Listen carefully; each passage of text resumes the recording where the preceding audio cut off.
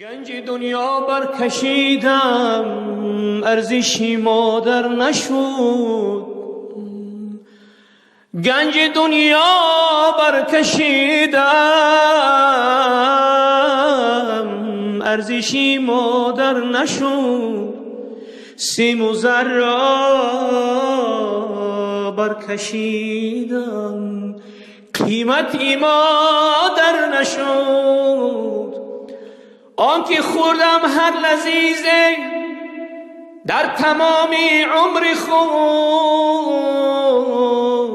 لذتی شیری سفیدش، لذتی شیری سفیدش قیمتی طلا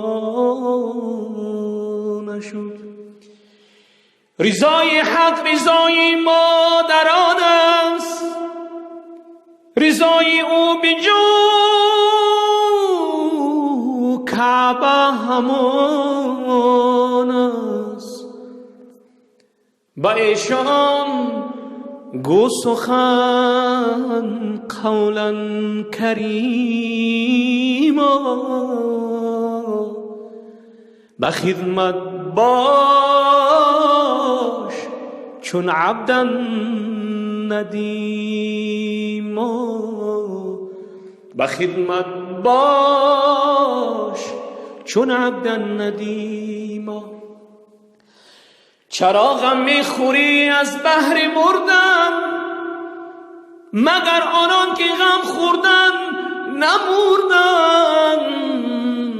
برو بر سوی گورستان نظر کن، ببین که مردگان با خود چی بردن.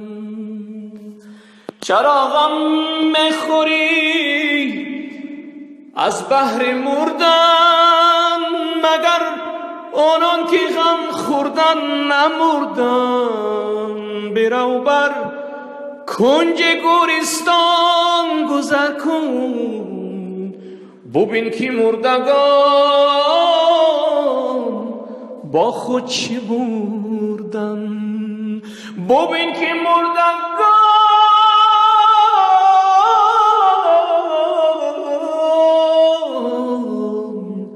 بر خود چی بردن.